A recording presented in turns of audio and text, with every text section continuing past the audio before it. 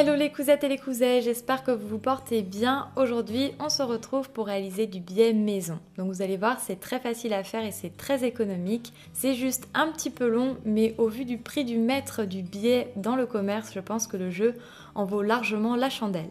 Pour la petite histoire, pendant le confinement, j'ai voulu faire une cape de bain pour bébé et donc j'avais besoin de biais et évidemment je n'en avais pas sous la main. Et étant donné que mon besoin ne justifiait aucun déplacement, j'ai décidé de faire mon propre biais maison et par la même occasion de filmer les étapes. Dans cette vidéo, on va commencer par une partie théorique et ensuite on passera à la partie pratique en images. Donc n'hésitez surtout pas à consulter le sommaire pour vous référer à la partie qui vous intéresse. Avant de rentrer dans le vif du sujet, on va commencer par quelques explications parce que si vous débutez en couture, vous ne savez pas nécessairement ce que c'est. Le biais, c'est une bande de tissu qui a pour caractéristique d'avoir été coupée à 45 degrés dans le tissu et qui va servir à réaliser de très jolies finitions sur les bords à vif d'une cousette qu'on est en train de réaliser. On va pouvoir utiliser ce genre de finition sur de nombreux ouvrages tels que des sorties de bain, des bavoirs, des serviettes, des nappes, des robes, des jupes, enfin tout un tas de choses. Il existe également des biais extensibles que l'on va pouvoir poser sur des ouvrages extensibles tels que des culottes, des t-shirts ou encore sur la doublure de la robe en tulle résille que j'avais faite il y a 2 ans. Mais pour ma part, quand il s'agit de biais extensibles, je ne le coupe pas à 45 degrés, je le coupe dans le sens de l'extensibilité. Donc théoriquement, c'est pas vraiment du biais puisque ce n'est pas à 45 degrés, mais il remplit les mêmes fonctions et requiert les mêmes techniques de montage. Cela m'amène à la question suivante, pourquoi couper le biais à 45 degrés? Eh bien c'est tout simplement parce que dans un tissu non extensible en chaîne et trame, tel que par exemple le coton que vous utilisez pour faire des lingettes démaquillantes, vous allez avoir le sens de la largeur et de la longueur qui est extrêmement rigide, alors que si vous pliez en diagonale, vous allez constater que c'est beaucoup plus souple et que ça va beaucoup mieux s'adapter à la courbe éventuelle de vos cousettes sur laquelle vous souhaitez mettre du biais. Si jamais vous souhaitez poser du biais sur une ligne droite, vous n'avez pas nécessairement besoin de le couper à 45 degrés puisqu'il n'y a pas de courbe. Vous pouvez donc tout à fait couper des bandes perpendiculairement au fil de chaîne ou de trame. Par exemple, ça a été le cas pour moi dans les vidéos des masques à plis où je réalisais des attaches en tissu. Étant donné qu'on était en ligne droite, je me contentais de faire des petites encoches perpendiculaires au fil de chaîne et ensuite de tirer. Et voilà, c'est un peu barbare comme méthode, mais ça m'a fait gagner énormément de temps et on voyait pas la différence au niveau des finitions. Par contre, pour une nappe ronde, il vous faudra impérativement adopter du biais qui a été coupé à 45 degrés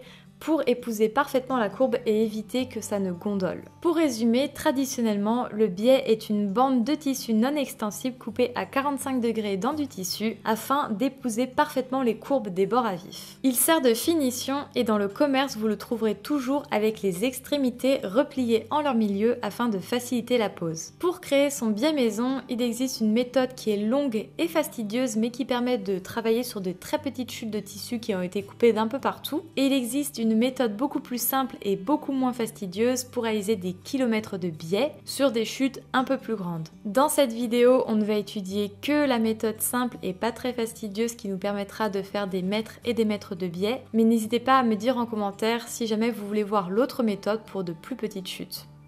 45 degrés, ça correspond à la diagonale d'un carré. Notre but étant d'obtenir une suite de bornes inclinées à 45 degrés, on va devoir créer un trapèze avec une inclinaison à 45 degrés. La plupart du temps, on dispose d'un rectangle avant de faire notre biais et donc on va devoir créer un trapèze. On va rabattre le petit côté du rectangle sur le grand. Ainsi, on obtient un angle de 45 degrés. On le découpe et on le positionne à droite pour former notre trapèze.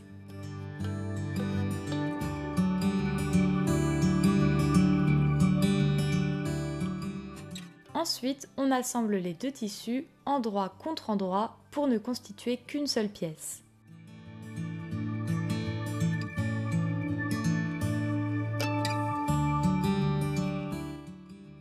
On repasse et on ouvre bien la couture d'assemblage pour obtenir un trapèze bien plat.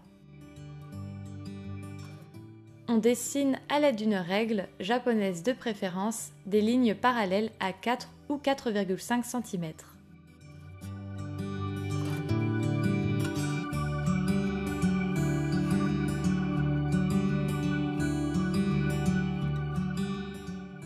Vient ensuite l'étape magique. On va superposer l'un des grands côtés sur l'autre grand côté, mais en décalant d'une colonne la superposition, de sorte à obtenir une seule bande et non des tubes qu'on devrait assembler par la suite. Ça ressemble un peu au système sans fin du tire-bouchon.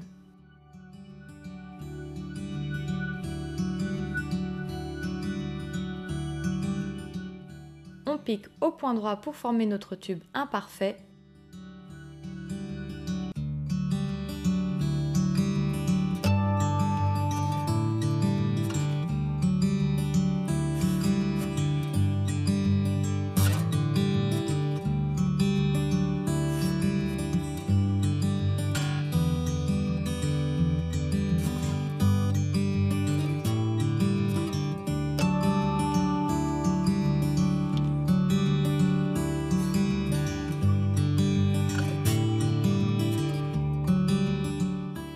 Et il ne nous reste plus qu'à découper la bande qui va être longue, très longue.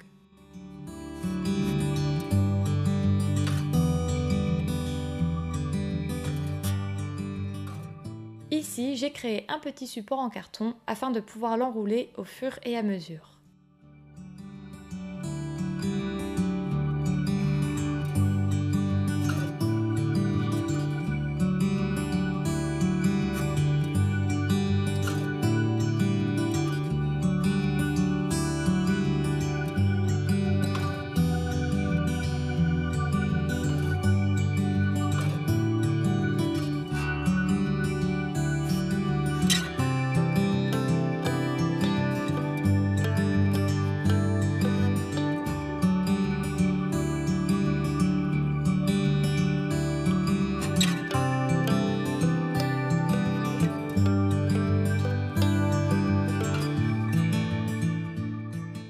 Pour finir, on va réaliser 2 plis que l'on marque au fer à repasser sur la largeur de la bande, ce qui nous aidera à la couture pour poser le biais. Il existe des appareils à biais de différentes largeurs, vous permettant d'avoir des plis très réguliers et de les repasser au fur et à mesure.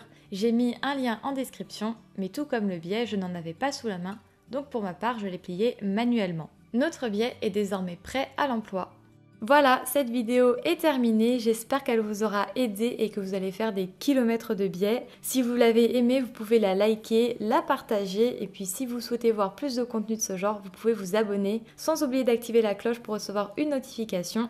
Vous pouvez également me rejoindre sur Instagram où je poste mon actualité de cousettes et je vous dis à très vite pour de nouvelles vidéos et en attendant, je vous souhaite une très bonne couture.